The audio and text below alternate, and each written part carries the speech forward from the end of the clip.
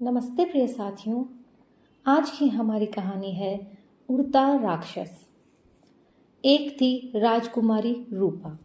उसको घूमने फिरने का बहुत शौक था, परंतु उसके पिता अमर सिंह को राजकुमारी का महल से बाहर निकलना पसंद नहीं था।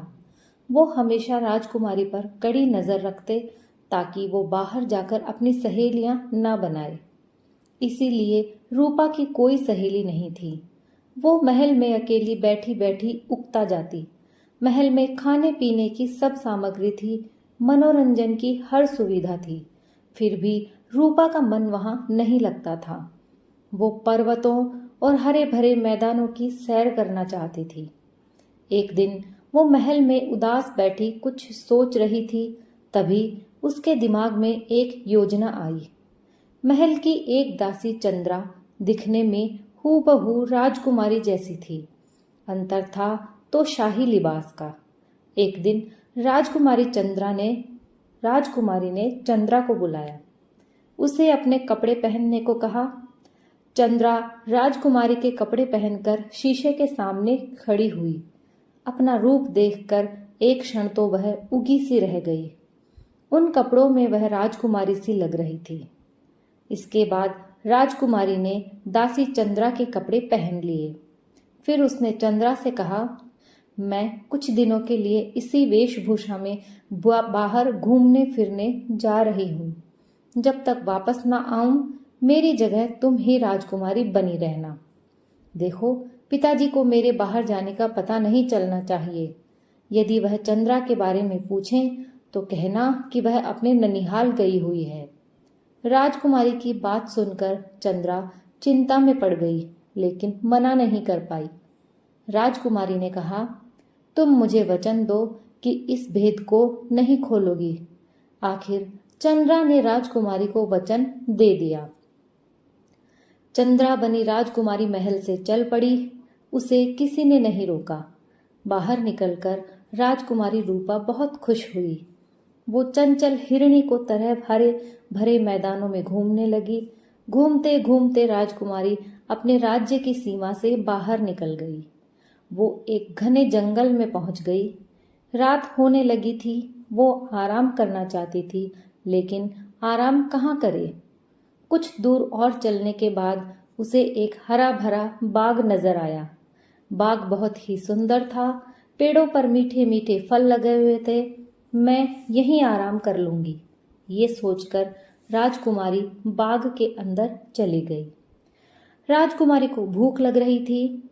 उसने एक पेड़ से फल तोड़ने के लिए हाथ बढ़ाया।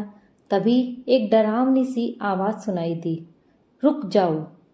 राजकुमारी डर गई। उसने देखा, आकाश में एक भयानक राक्षस उड़ता हुआ आ रहा है। उसे देखकर राजकुमारी डर के मारे बेहोश हो गई।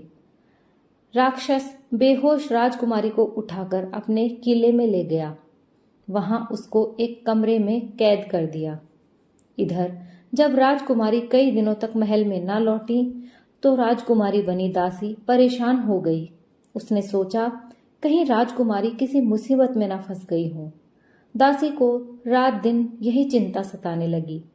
फिर भी वो असली बात किसी को नहीं बता सकती थी। उसने राजकुमारी को जो वचन दे रखा था।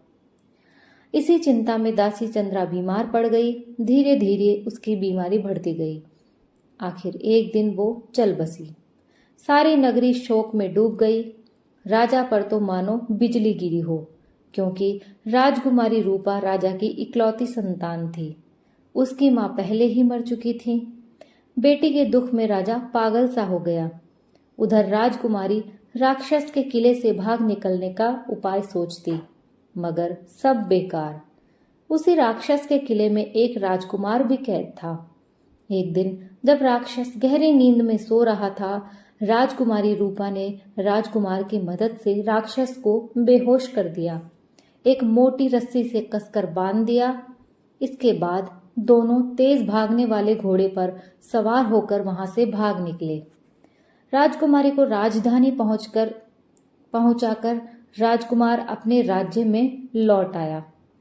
उस समय रात हो गई थी, इसीलिए राजकुमारी ने महल में जाने की बजाय बाहर रहना ही उचित समझा। वो रात को सोने के लिए एकांत जगह की खोज में निकल पड़ी। राजकुमारी एक घर के पास से गुजरी तो उसे कुछ आवाजें सुनाई दी। एक आदमी दूसरे आदमी से कह रहा था, बेचारा राजा तो बहुत ही दुखी है। इकलौती बेटी रूपा की मृत्यु ने उसे पागल बना दिया है। राजकुमारी ने ये बात सुनी तो बहुत दुखी हुई। उसको ये समझते देर न लगी कि चंद्रा की मृत्यु हो गई है। राजकुमारी को रात भर नींद नहीं आई। वो सूरज उगने का इंतजार करने लगी। सुबह होते ही राजकुमारी महल में गई। दरबार बंद था। राजा अमर सिंह निडाल सा गद्दी पर बैठा था। अपने ये पिता की ये हालत देख राजकुमारी की आंखों में आंसू आ गए। राजा ने उसे देखा तो बोला, अरे चंद्रा, तू कहाँ चली गई थी? राजकुमारी हम सबको छोड़कर चली गई। तू होती तो शायद उसे बचा लेती। राजकुमारी ने कहा, पिताजी, मैं चंद्रा नहीं, आपकी बेटी हूँ। चंद्रा शायद मेरी चिंता में ही चल बसी। ये कहकर राजकुमारी ने पूरी घटना बता दी। राजा अमर सिंह अपनी पुत्री को गले लगाना चाहता था। तभी मंत्री बोला, महाराज, हो सकता है यह लड़की चंद्रा ही हो। राजकुमारी की हमशक्ल होने का फायदा उठाना चाहती हो। हमें इस पर फौरन विश्वास नहीं करना चाहिए।